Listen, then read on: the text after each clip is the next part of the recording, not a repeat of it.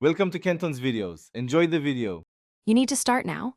Unlock the iPhone and verify iOS is current because the device name control lives in Settings. Once unlocked, go to Settings, then General, then About to confirm the current device name. Make sure you have your passcode or Face ID ready. You'll use it to make and confirm changes. This step sets the hotspot name because the personal hotspot uses the device name. Changing it here is the only effective method. Now change the device name directly.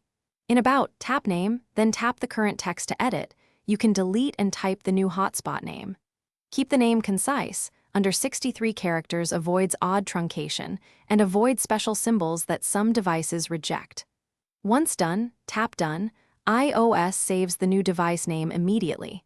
Because Personal Hotspot inherits this device name, this is how the Hotspot SSID updates. There's no separate hotspot name field to change, which is why you edit the device name. Finish by confirming the update in Settings Personal Hotspot. The hotspot SSID should match the new device name.